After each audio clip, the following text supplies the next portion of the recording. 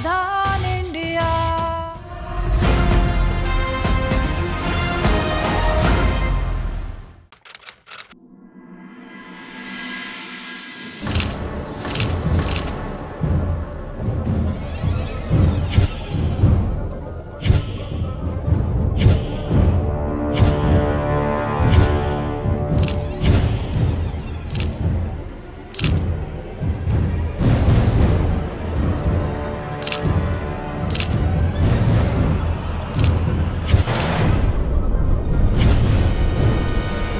आपसे कुछ पूछना है। आपके माँ बाप से यहाँ मिलने कौन कौन आता है, उनकी पूरी डिटेल्स चाहिए। हमें कुछ नहीं पता। एक्चुअली हम लोग बाहर रहते हैं। बाहर रहते हैं तो इसका मतलब ये है कि माँ बाप की कोई परवाह नहीं, और इसी बात का फायदा मुजरिम उठाते हैं। पटेल, लाश को पोस्टमार्टम के लिए भेजो।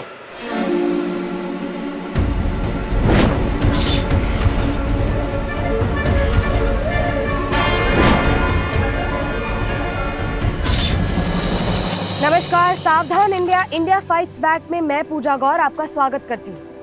आज हम आपको महाराष्ट्र के एक कस्बे की कहानी दिखाने जा रहे हैं। अभी अभी हमने देखा कि दो बुजुर्गों की बेरहमी से हत्या कर दी गई और उनके बच्चे बाहर रहते थे। एक रिपोर्ट के अनुसार हमारे देश में पिछले 10 सालों में ऐसे बुजुर्गों की हत्या की संख्या 2000 से भी अधिक है। आज की इस न्यूक्लियर फैमिली के जमाने में बुजुर्ग माता पिता अक्सर अकेले पड़ जाते हैं। उनके बच्चे उन्हें भले कितना ही प्यार करते हो, लेकिन उन्हें किसी न किसी वजह या फिर मजबूरी से शहर या फिर देश के बाहर रहना पड़ता है। हर माता पिता के लिए उनके बच्चों का सहारा अमूल्य होता है, लेकिन ऐसी मानसिकता का व्यक्ति कौन हो सकता है जो इन मासूम बुजुर्गों की इतनी बेरहमी से हत्या कर सकता है? क्या आज हमें अपने बुजुर्ग माता पिता को घर पर अकेले छोड़ने से भी डरना चाहिए? इस घटना की सबसे चौंकाने वाली बात यह थी कि ये एक सोची समझी साजिश लग रही थी। आइए देखते हैं कुछ अरसे पहले घटी घटनाएं।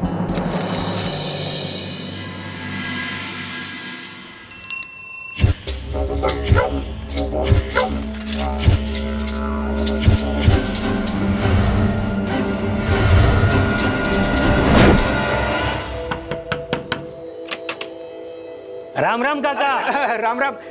अगे बघा शिरके आला शिरके. काय काका बरे आहेत ना? तुम ठीक हो ना? एकदम एकदम. और सब ठीक चल रहा है?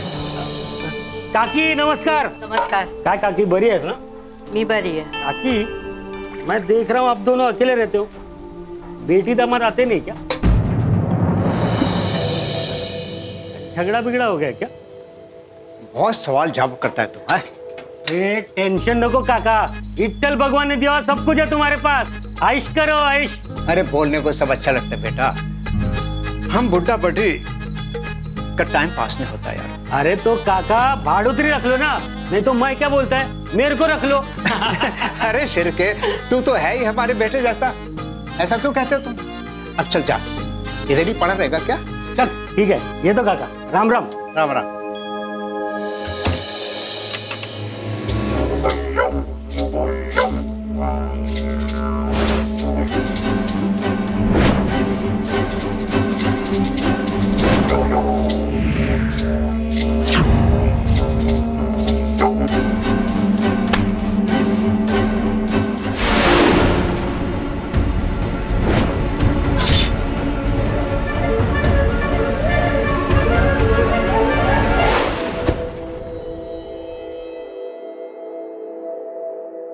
आपको कितनी दफा कहा है कि ऐसे लोगों को मुंह मत लगाया करो. शकुंतला वो बात यह है कि रहने दो. वो पहले वाला दूध वाला कितना अच्छा था, ये 1 महीने से आया लेकिन दिमाग खराब कर दिया. इतना ज्यादा बोलता है, और देखा नहीं कि घर में कैसे ताक झांक करता रहता है. शकुंतला इतनी कटकर करो ना कोस. तुम तो जानते हो कि हम बुढ़ा बुढ़ी दोनों वीरानी में अकेले रहते हैं, है ना? और एक शिंदे तो है जो हमसे हंस के बात करता है और हमारा दिल लगा रहता है. वरना तो हम दोनों एक दूसरे की शक्ल देखकर ही ये सब दिन गुजार रहे हैं.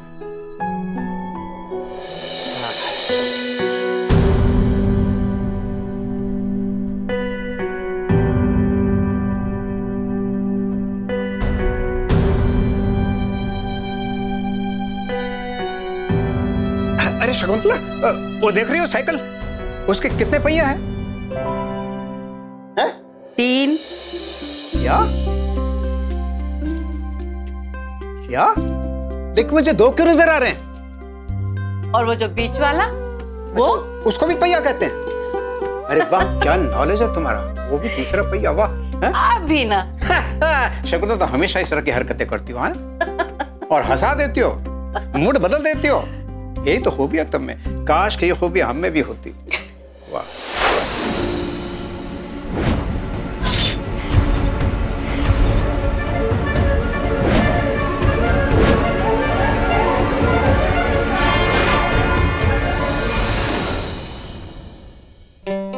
कितने दिन हो गए परी से बात किए। एक बार बात करवा दो। शकुंतला, जब उन्हें इस बात की नहीं पड़ी है तो क्यों तुम बार बार उन्हें याद करती हो? है? क्या करूं, माँ हूं ना, चाहकर भी नहीं छोड़ सकती। लगा दो ना एक बार। कंप्यूटर मुझे चलाना आता ना तो तुम्हें ट्रबल नहीं करती। ट्रबल? वाह, क्या इंग्लिश का वर्ड बोला है। जब से तुम्हारी बेटी सिंगापुर गई है ना, तुम मराठी छोड़ के अंग्रेज हो गई हो। ट्रबल? और क्या सीखा है? परी ने सिखाया है। अच्छा, बड़ी समझदार है बेटी।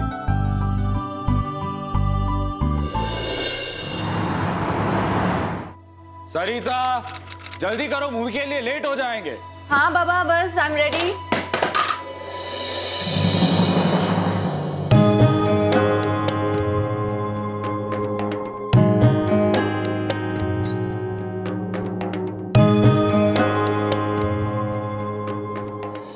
सरिता, क्या कर रही हो? पिक्चर की टिकट्स नहीं मिलेगी यार।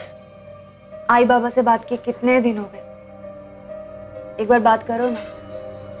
Why do you have to depend on me for all this? वो तुम्हारे आई बाबा है, why don't you deal with them? Why you are so rigid always? एक बार बात करने के लिए तो कह रही हूँ। कभी कभी तो मुझे ऐसा लगता है कि मैं दहेज में तुम्हारे माँ बाप को बोझ लेके आया हूँ। मेरे आई बाबा के लिए ये करो, मेरे आई बाबा के लिए वो करो, मेरे आई बाबा ये, मेरे आई बाबा वो। विलास, डोंट ओवर रिएक्ट। सिर्फ उनसे बात करने के लिए कहा है मैंने तुमसे। एंड फॉर गॉड सेक उन पर इल्जाम लगाना बंद करो।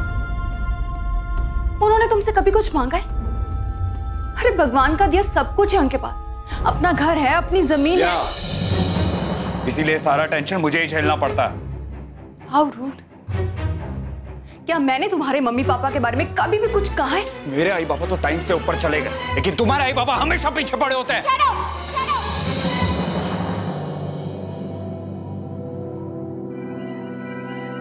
क्या बोल रहे हो तुम? मम्मा, नानू का कॉल आया है।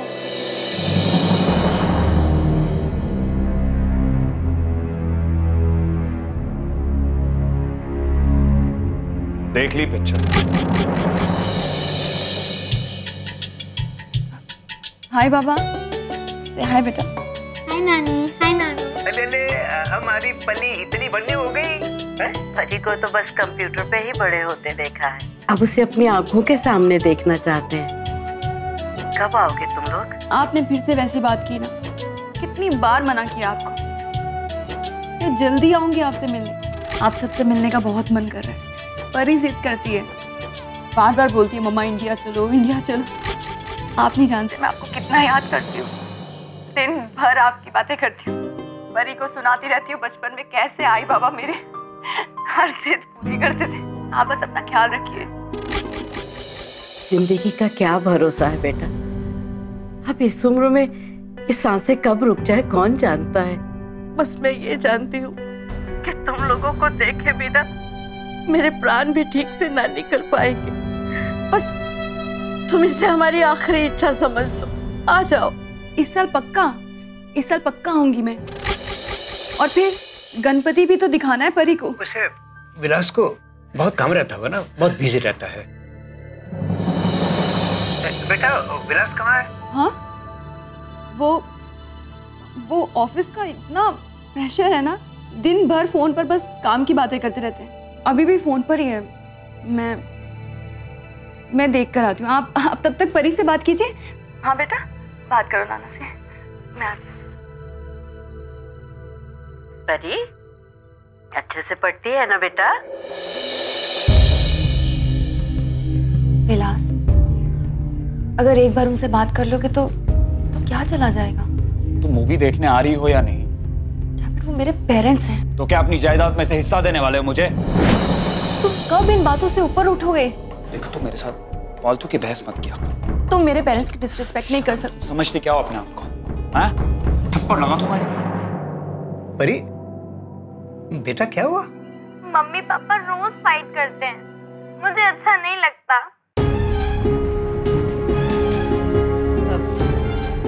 रोते नहीं बेटा, चुप हो जाओ। Good girl. मम्मा से कहना हम बाद में फोन करेंगे। हाँ, तुम समझते क्यों नहीं हो विलास? वो लोग अकेले रहते हैं, बूढ़े हैं, they need some company। और मैं तुमसे जब भी इंडिया जाने की बात करती हूँ तुम कोई ना कोई बहाना बना देते हो, बोलते हो अगले साल जाएंगे, अगले साल जाएंगे। ये सब सुनते सुनते 10 साल गुजर गए हैं। तुमसे कहो एक सर्वेंट रख ले। If they can't manage, मैं यहाँ से इंडिया फोन करके अरेंज कर सकता हूँ। इतने पैसे उनके पास, क्या ऊपर लेके जाएंगे? तुम उनसे इतनी नफरत क्यों करते हो? माँ बाप अपनी सारी उम्र अपने बच्चों की देखभाल में निकाल देते हैं और जब वो बूढ़े होते हैं तो उन्हें जरूरत होती है कि उनके अपने बच्चे, उनके पोते पोतियां उनके साथ रहें। लेकिन जब वही बच्चे उनके साथ ऐसा व्यवहार करते हैं तो हम सोच भी नहीं सकते कि उन्हें कितना दुख पहुंचता होगा। मिस्टर एंड मिसेस देशपांडे भी बस अपनी पोती परी को एक बार करीब से देखना चाहते थे, अपनी बेटी और दामाद विलास के साथ कुछ हंसी खुशी के पल बिताना चाहते थे। पर ऐसी क्या बात थी जिसकी वजह से विलास उनके पास जाना नहीं चाहता था? अगर सरिता वहां जाने की बात करती तो उनके घर में झगड़े शुरू हो जाते। दोनों परिवार एक दूसरे पर आर्थिक रूप से निर्भर नहीं थे।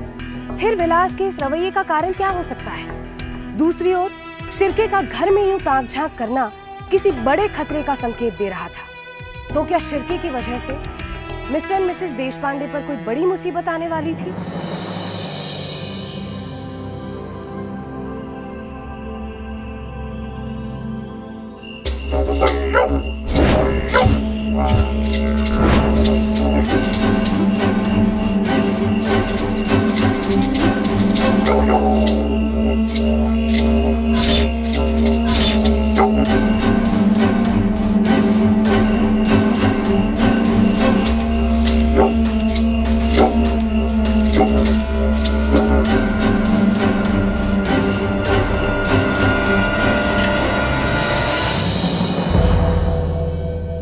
झाला लगता कोई है। जानवर होगा। नहीं, गेट खोलने की आवाज आई थी, कुछ आवाज आ रही थी। सुनो सुनो सुनो।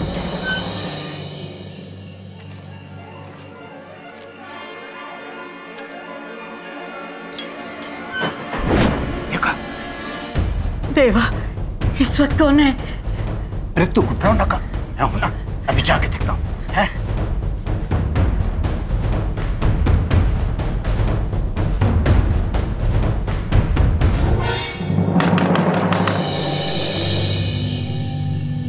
मैं हूं काका।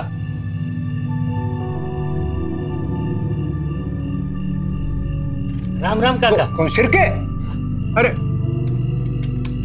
राम राम। अरे इस वक्त शिर्के, आधी रात होने वाली है, क्या बात है? ये कौन है? काका, ये भास्कर है, इधर पढ़ने को आया है। मेरे दुकान पे आया था किराए के मकान के बारे में पूछने को। मैंने सोचा इतने रात को ये किधर जाएगा, इसलिए आपके घर पे लेके आया। बाबा नमस्कार। नमस्कार। मेरा नाम भास्कर है, यहाँ के एग्रीकल्चर यूनिवर्सिटी का स्टूडेंट हूँ। वो पढ़ने के लिए आया हूँ और रहने के लिए मकान भी ढूंढ रहा हूँ। काका, ये आईडी कार्ड है मेरा, आप मेरे बारे में पूछताछ कर सकते हैं और भाड़ा आप जो बोले वो दे दूंगा बाबा। अरे भाड़ा वाड़ा कुछ नहीं चाहिए, बस हमसे बातें खूब किया करो। हाँ,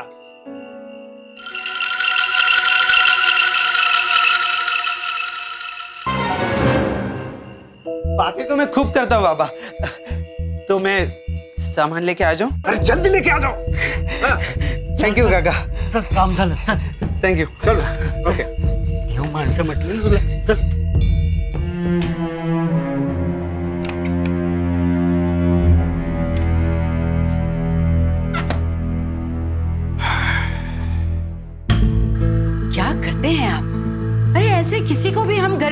लग सकते हैं। अरे शकुंतला परेशान ना हो, ये बड़ा अच्छा लड़का है। ऐसा कि हम अकेले वीराने में जंगल में रहते हैं, है कोई बातचीत करने वाला है? कितना सूनापन लगता है हमें, कितने परेशान रहते हैं, बस एक दूसरे की शक्ल देख के दिन गुजारते हैं, है ना। अभी कोई आएगा, हमसे बातचीत करेगा, अपनी सुनाएगा, हमारी सुनेगा, खूब बातें होंगी, हमारा दिल लग जाएगा और कुछ दिनों के लिए हमारा अकेलापन दूर हो जाएगा। और फिर ना ये लड़का मुझे बड़ा अच्छा लगता है शकुंतला। मैंने उसके शक्ल पर एक तेज देखा है, ऐसा लगता है कि साक्षात विठल भगवान हमारे घर पधार रहे हैं, मुझे तो ऐसा लगा है। देखते ही देखते भास्कर इस बुजुर्ग दंपति के साथ ऐसे घुल मिल गया मानो उन्हीं के परिवार का सदस्य हो। उनका अकेलापन दूर होने लगा। लेकिन क्या सब कुछ इतना अच्छा था जितना दिख रहा था, या कुछ ऐसा घटने वाला था जिससे मिस्टर एंड मिसेस देशपांडे अनजान थे?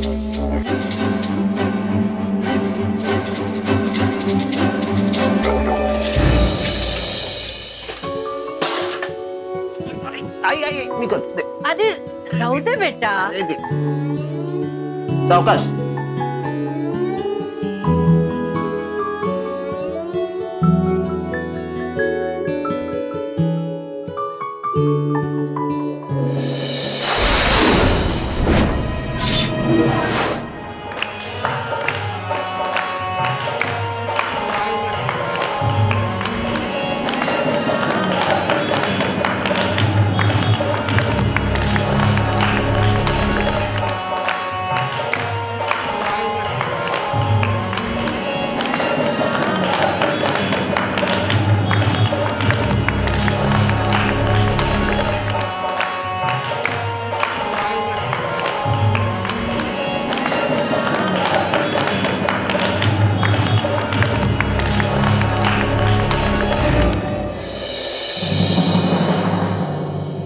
क्या गा रहा था वो?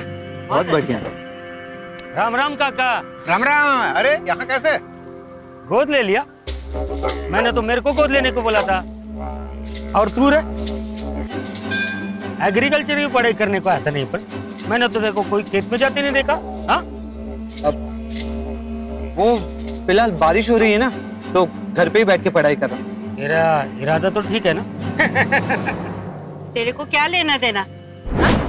तू अपने काम से मतलब रखना। चल हट यहाँ से, चल बेटा। ये तो हाँ। जाऊ देखो, वो आदमी बुरा नहीं, बस मजाक थोड़ा ज्यादा कर लेता है। आई काय झालं आई? माझी कंबर चलो पडली रे। आई चलो डॉक्टर के पास जाते हैं। चलो चलो नहीं, घर के बहुत काम पड़े हैं, बाद में देखेंगे। आप इस हालत में काम नहीं कर रही हो, मैं आज ही काम वाली रख रहा हूँ। क्या बोलो ना इसको। ठीक है, तुम बाइक का जल्दी इंतजाम करो, समझे? आप भी ना। भाई आप काम नहीं करेगी, पहले डॉक्टर के पास चलो। चलो। कितनी आसानी से मिस्टर एंड मिसेस देशपांडे ने भास्कर को अपने घर का और अपनी जिंदगी का हिस्सा बना लिया था। पर क्या ये सही था? भास्कर उन दोनों का विश्वास जीतने में कामयाब हो गया था और अब उन दोनों का सहारा बन चुका था। लेकिन शिर्के भास्कर के इस रवैये से इतना नाखुश क्यों था? और कौन था वो इंसान जो सबकी तस्वीरें इकट्ठा कर रहा था? क्या कोई उनकी गतिविधियों पर नजर रख रहा था? और क्या मिस्टर एंड मिसेस देशपांडे का भास्कर पे इतना भरोसा सही था?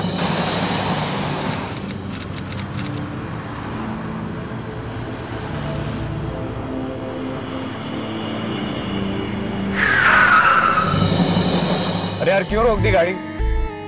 एक तो बैलगाड़ी की तरह गाड़ी चलाते हो तुम। हाँ तो बोलो ना वो ऑटो वाले को हटने के लिए वहां से। ये सरिता ने भी गांव फंसा दिया मुझे।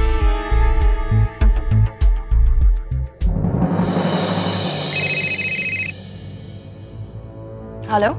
10 साल पहले तुम्हारा गांव जैसा था अभी भी वैसा ही है। आई डोंट अंडरस्टैंड, तुम्हारे आई बाबा यहाँ पे क्यों रहते हैं? विलास, अगर वो वहां रहना चाहते हैं तो इसमें मैं क्या कर सकती हूँ? It's seriously irritating.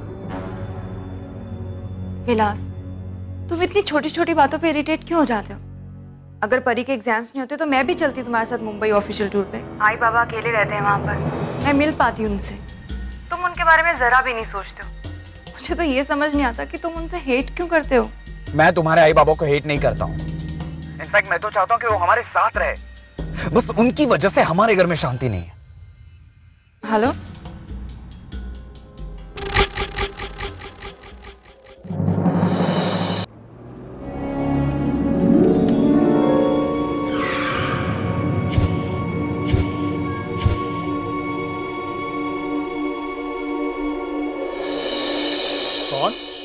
बेटा तुम अगर एक्ट्रेस का देखो कौन आया है। अरे बेटा तुम जीते रहो, फोन भी नहीं किया।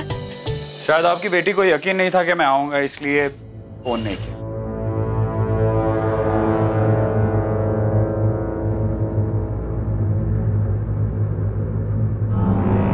आपके पास तो भाई भी है, फिर किस चीज का रोना रोते हो आप लोग?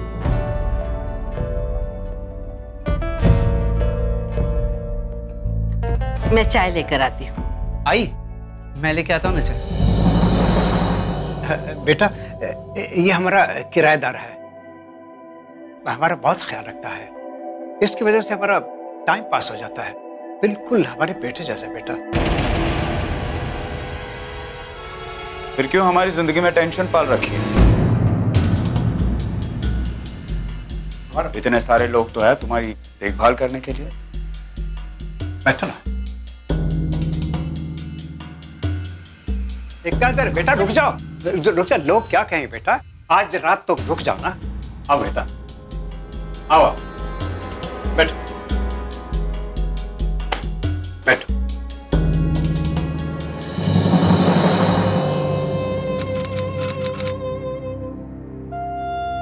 देवा, ये कैसी जिंदगी है, कहने को तो अपने है, इससे तो अच्छा है कि भगवान हमें उठा ले।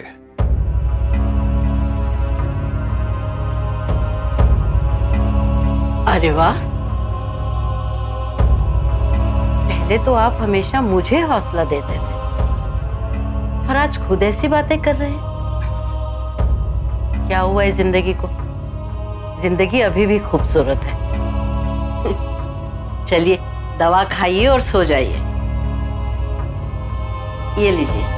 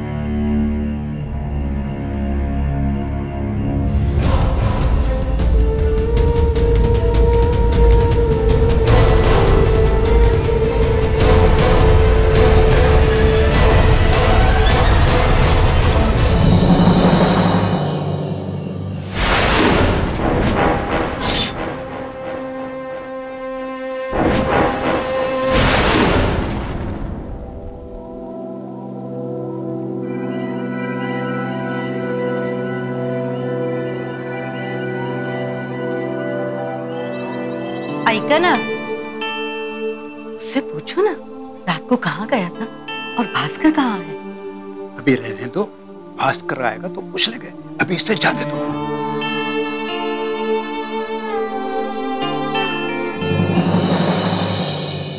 बेटा वो सरिता और परी भी आ जाते तो उनसे भी मुलाकात हो जाती है। मैं तो कहता हूँ कि ये प्रॉपर्टी आप मुझे दे दीजिए, बढ़िया सा रिसोर्ट खोलूंगा यहाँ पे। आप लोग मेरे साथ रहना, कुछ दिन यहाँ पे, कुछ दिन सिंगापुर।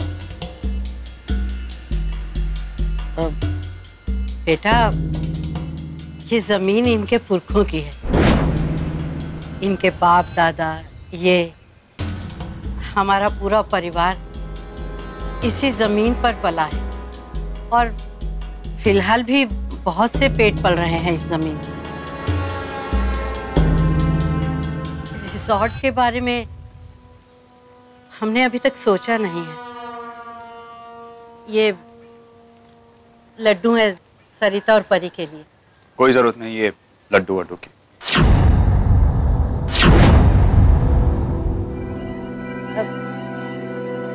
सरिता को बहुत पसंद है।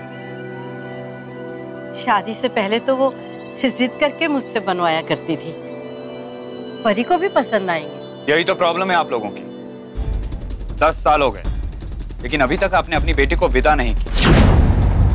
उसे कहिए कि अपनी फैमिली में ध्यान रखे, अपनी जिंदगी में ध्यान रखे, ना कि आपकी फैमिली में इन्वॉल्व हो। बेटा वो भास्कर कहाँ चला गया? क्या काम है उसका? चला गया वो।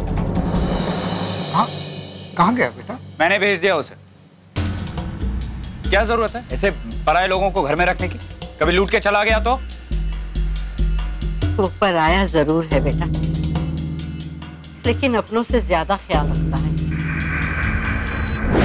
विलास का अपने सास ससुर को अचानक से मिलने आना बड़ा ही अजीब लग रहा है।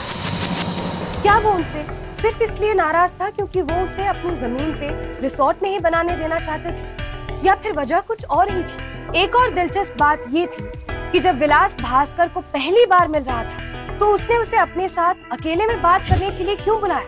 और क्या सरिता को ये सब मालूम था?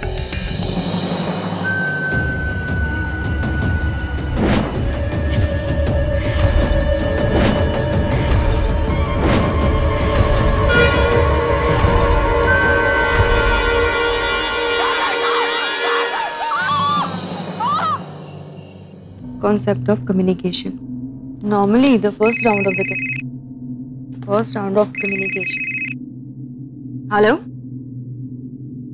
Hello? आवाज नहीं आ रही है जी। हेलो? हेलो? जी?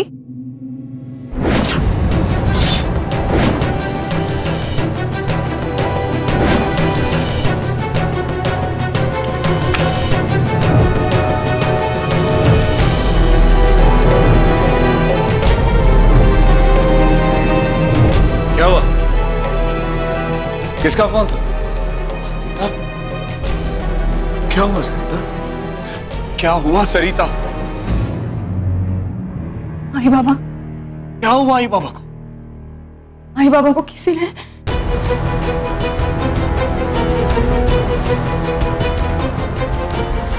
लेकिन ये कैसे हो सकता है? कल तो मैं उन्हें ठीक ठाक छोड़ के आया।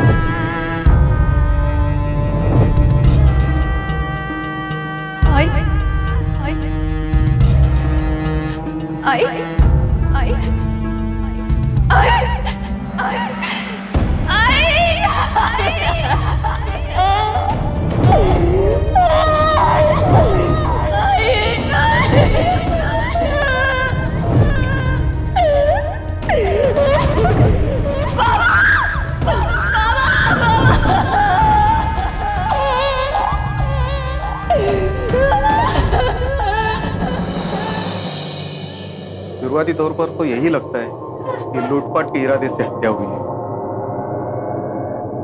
साहब, मैं सुबह दूध देने गया था, अभी देखा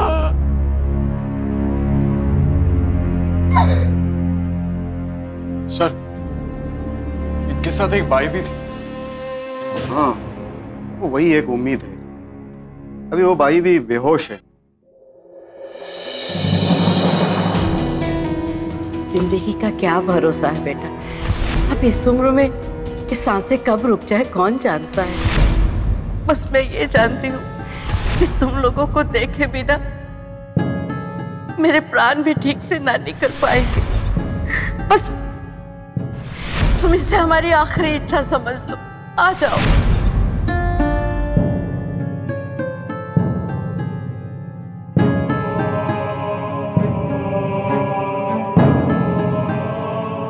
मम्मा, हम अपने घर कब जाएंगे? जल्दी जाएंगे।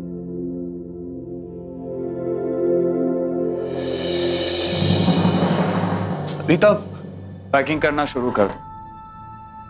अब हम ज्यादा दिन यहाँ रुक नहीं सकते बिकॉज मेरा भी सिंगापुर में काम पेंडिंग है और परी की भी एग्जाम्स हैं। तो और ये प्रॉपर्टी का भी कुछ करना पड़ेगा। मैंने 2-3 लोगों से बात करके रखी हुई है रिसोर्ट बनाने के लिए। अब तो तुम खुश हो गए होगे ना? तुम्हें जो चाहिए था मिल गया। शट अप सरिता। परी तुम अंदर जाओ। हमारे बीच में डिफरेंसेस थे। मैं हमेशा यही समझता था कि तुम मुझसे ज्यादा अपने आई बाबा को प्रेफरेंसेस देती हो। मेरा तुम्हारे आई बाबा से कोई प्रॉब्लम नहीं था। प्रॉब्लम थी तुम्हें। तुम्हारे इंडिया से जाने के बाद उन्होंने मुझे फोन पर बताया था कि तुम उनकी जमीन लेना चाहते थे रिसोर्ट बनाने के लिए। और जब उन्होंने मना कर दिया तो तुमने मना कर दिया तो क्या किया मैंने? मना कर दिया तो क्या किया मैंने? मैंने मार डाला उनको। Speak up. जितना भी जहर है आज तुम्हारे दिल में उगल डालो आज। हाँ, लगता है मुझे ऐसा लगता है कि तुमने, क्योंकि तुम्हारी नजर थी उनकी प्रॉपर्टी में, और तुम्हें क्या लगा कि वो दोनों नहीं रहेंगे तो तुम मेरे थ्रू ये प्रॉपर्टी हासिल कर लोगे। सरिता, मैं तुम्हारा दर्द समझ सकता हूँ, और गॉड से ये समझना बंद करो कि मैं तुम्हारे आई बाबा को हेट करता था। 2 रिश्ते तुम ऑलरेडी खो चुकी हो, और अपने पागलपन की वजह से एक और रिश्ता मत खो देना प्लीज। सरिता।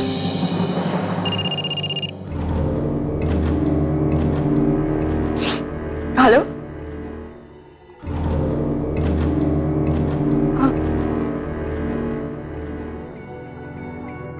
भाई को होश आ गया। पुलिस का फोन था। चलिए।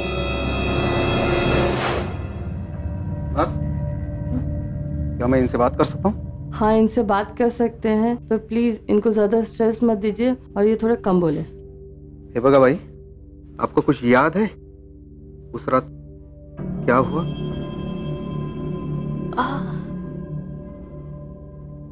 हाँ साहब, इस रात को मैं सोई हुई थी। कौन है तुम लोग? हाँ? ऐसे किसी घर में घुस आए हो? पुलिया बता सकती है आप? हाँ साहब, दोनों का नहीं, लेकिन एक का चेहरा मैं अच्छी तरह से पहचान सकती हूँ।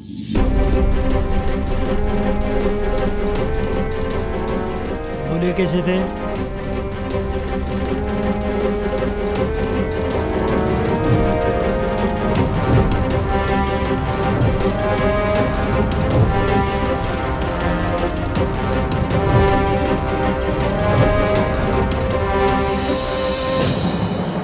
हाँ साहब, यही था वो, यही था। क्या आप इसको जानते हैं? नहीं।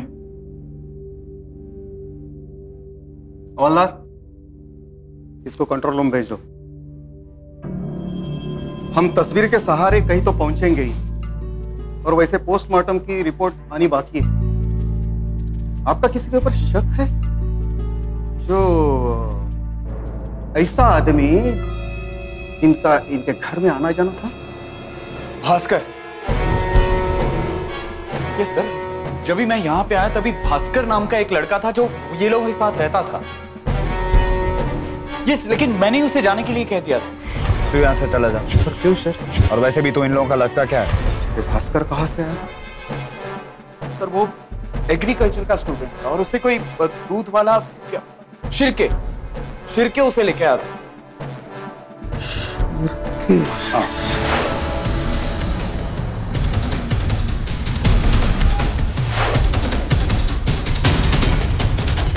हवलदार, भगा।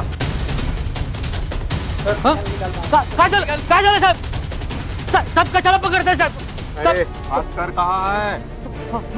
कैसे जानता है उसको? भास्कर साहब वो मेरी दुकान पे आया था साहब। उसको किराए का मकान चाहिए था, इसलिए मैं उसको देश पांडे साहब के पास लेके गया था साहब। कैसे किसी को भी हमारे घर में भेज दिया तूने? कैसे ले? सरिता छोड़, क्या ना सरिता छोड़। बोल, भास्कर कहाँ मिलेगा? साहब मैंने कुछ नहीं किया, मुझे मालूम नहीं साहब कहाँ मिलेगा साहब। उस दिन के बाद वो कहाँ चला गया मुझे मालूम नहीं साहब। अच्छा? आप कोई फिक्र मत कीजिए, भास्कर जहाँ भी होगा मैं उसको ढूंढ कर ही निकालूंगा। साहब। और उसके साथ जो दूसरा आदमी था वो, एक बार भास्कर हाथ लगने दो, फिर दूसरा भी मिल जाएगा। साहब जोरा साहब, करीब 5 जने रखा के उन जाता है।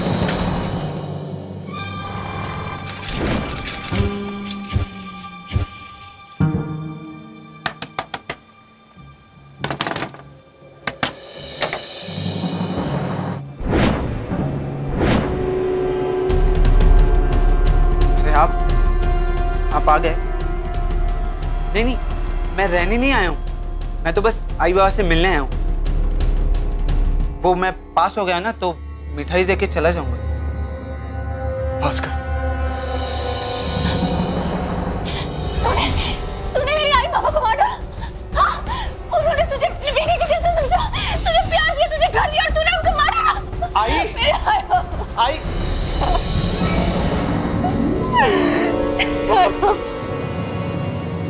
पुलिस जितना इस गुत्थी को सुलझाने की कोशिश कर रही थी, ये उतनी ही उलझती जा रही थी। उधर बाई के बयान पर पुलिस ने जिन लोगों की तस्वीरें बनाई थी, वैसे लोगों का कोई भी क्रिमिनल रिकॉर्ड नहीं था। तो इस वारदात के पीछे किसका हाथ था और क्या राज था मिस्टर एंड मिसेस देशपांडे की मौत के पीछे? काय ठरवलं तू? अपने आप सच बोल दे, नहीं तो तू जानता है कि पुलिस स्टेशन में मुर्दे भी बोलते हैं। सर मी खरंच सांगते, मैंने नहीं मारा उन्हें। झूठ, फिर से झूठ। मेरे आई बाबा ने तुम्हारा क्या बिगाड़ा था जो तुमने उन्हें मार दिया? सच सच बता दो, तुमने उन्हें क्यों मारा है? क्यों मारा? क्यों? ताई विश्वास ठेव माझ्यावर, मैंने उन्हें नहीं मारा। उस दिन जब विलास भाऊ ने मुझे वहां से जाने के लिए कहा था तो चला गया था मैं वहां से। तू यहाँ से चला जा। बस एक आखिरी बार उनसे मिल लेता हूँ। कोई जरूरत नहीं है। भाई बाबा बहुत प्यार करते थे मुझे, बहुत ख्याल रखते थे मेरा।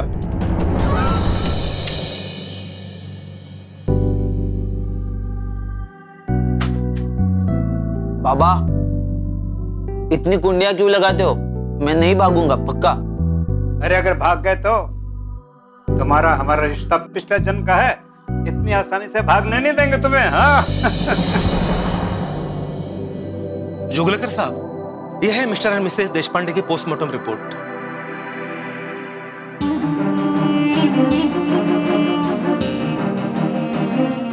दोनों की मौत सर पे किसी भारी चीज से वार करने की वजह से हुई है। लेकिन एक बात है, मिस्टर देशपांडे के दांत में हमें किसी के मांस के टुकड़े मिले हैं। उसे लगता है कि उन्होंने अपने बचाव के लिए उसे जोर से काटा हो।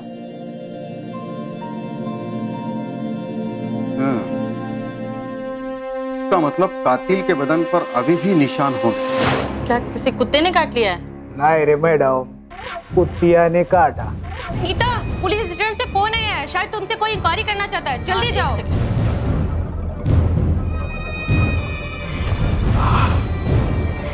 हमने भास्कर और शिर्के का शरीर चेक किया, पर कटने का निशान कहीं नहीं।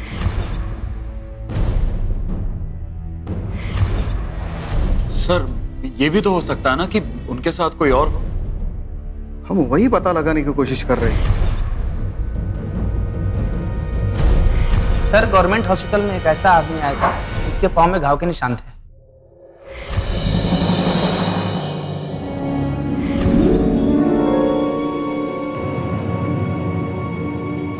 सर, ये तो वही हॉस्पिटल है ना जिसमें... एक मिनट। भास्कर के मुताबिक बाबा घर का लॉक बार बार चेक किया करते थे, लेकिन बाई के अनुसार वो दोनों लड़के घर का दरवाजा खोलकर अंदर आए। मतलब लॉक था ही नहीं। और ये आदमी इस गवर्नमेंट हॉस्पिटल में भर्ती?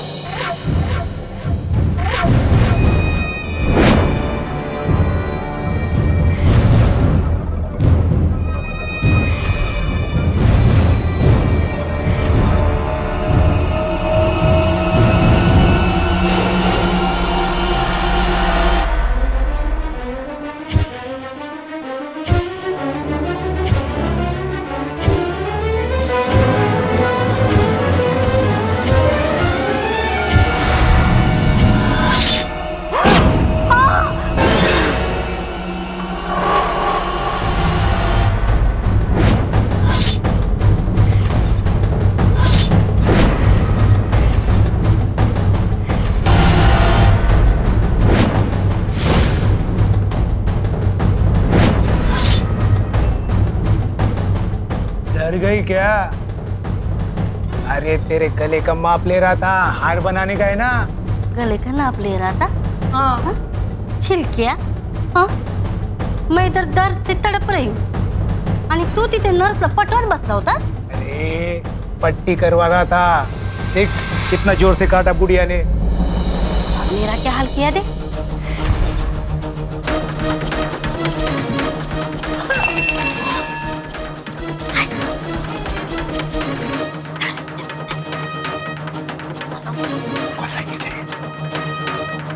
कौन है?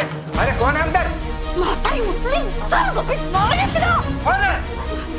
अरे तू! चल जल्दी से। नहीं, मैं नहीं उठ पा रही हूँ पापी। अरे मेरा आईडी क्या? तू चल। तू मान ले के भाग जा, मेरा सब सामान लूटी।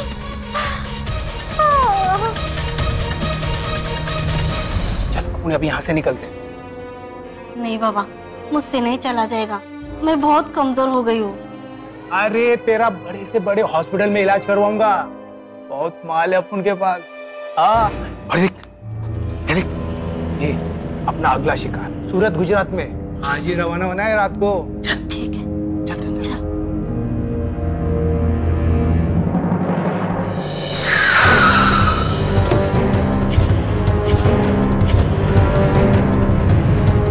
बहुत बेटा गोपी पकड़ कर।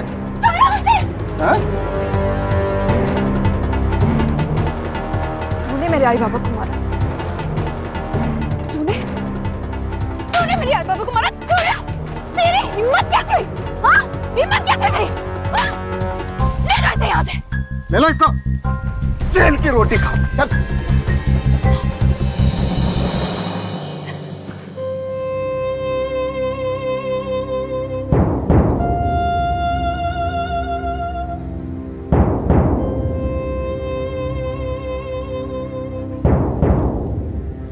मम्मी, पापा, मैं आप दोनों को छोड़कर कभी नहीं जाऊंगी।